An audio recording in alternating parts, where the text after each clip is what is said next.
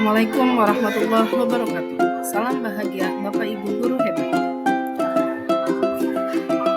Saya Asmawati SPD, calon guru penggerak Angkatan 9, SMPN 2 Lidamar, Kabupaten Lebak. Pada video kali ini, saya akan memaparkan tentang kesimpulan dan refleksi pemikiran Ki Hajar Dewantara. Tujuan pendidikan menurut Ki Hajar Dewantara. Potensi peserta didik dapat berkembang secara baik dengan mengembangkan potensi-potensi yang dimiliki oleh peserta didik, baik secara mental maupun spiritual, potensi cipta rasa dan karsa yang bermanfaat bagi dirinya maupun lingkungan. Dasar-dasar pendidikan menurut Ki Hajar Dewantara. Pertama, pengajaran yang mendukung.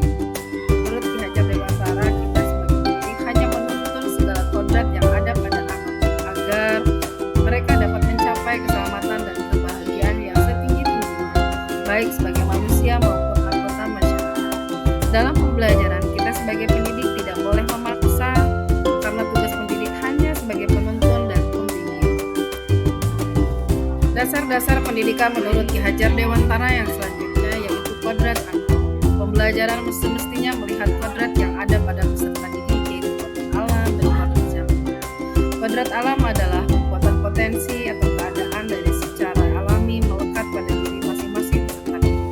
Sedangkan kodrat zaman adalah kekuatan potensi atau kesadaran diri yang berubah sesuai dengan kondisi budaya masyarakat atau perkembangan zaman.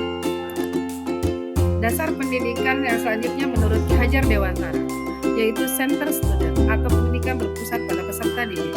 Pendidikan yang berpusat pada peserta didik adalah memberikan kebebasan kepada peserta didik untuk mengeksplor pembelajaran mereka sesuai dengan gaya mereka belajar atau sesuai dengan minat, bakat, serta kreativitas yang peserta didik miliki.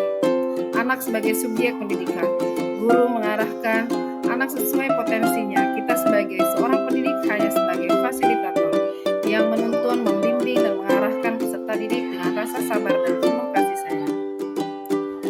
Dasar pendidikan selanjutnya menurut Ki Hajar Dewantara yaitu tabula rasa. Anak bukan kertas kosong yang biasa digambar sesuai keinginan orang dewasa. Anak lahir dengan kekuatan kodrat yang masih samar-samar. Tugas seorang pendidik hanya menebalkan garis yang samar-samar tersebut, yang membimbing dan menuntun kekuatan konteks dari peserta didik melalui sosio-kultural budaya agar peserta didik mempunyai budi pekerti yang luhur serta mampu memperbaiki perilaku mereka.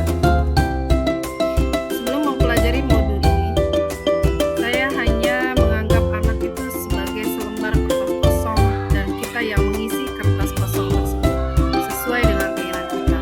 Kemudian, jika peserta didik sudah mencapai nilai KKM di pembelajaran, maka dianggap berhasil.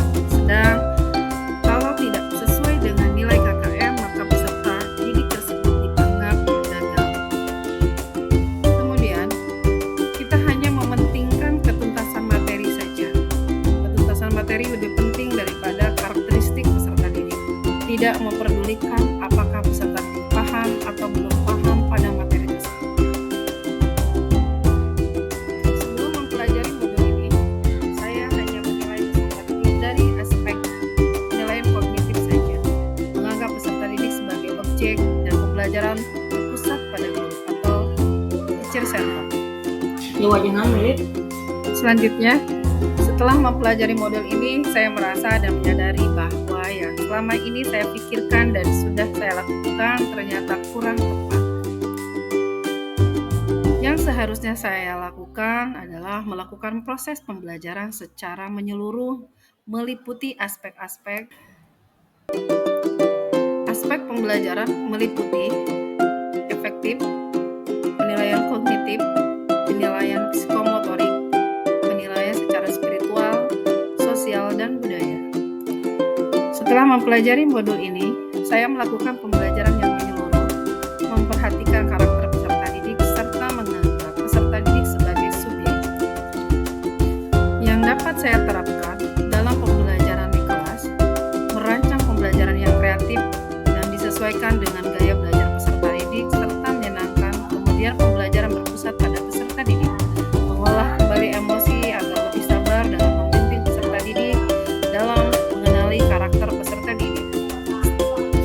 selalu berkomunikasi serta berkolaborasi dengan rekan sejawat dan peserta didik, berusaha agar menjadi teladan bagi peserta didik baik secara sikap dan perbuatan.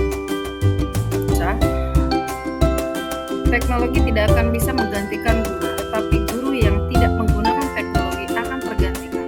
Maka dari itu, guru harus senantiasa belajar sepanjang hayat dan pembelajaran disesuaikan dengan zamannya tanpa harus melupakan budaya. Cukup sekian untuk video kali ini. Wassalamualaikum warahmatullahi wabarakatuh.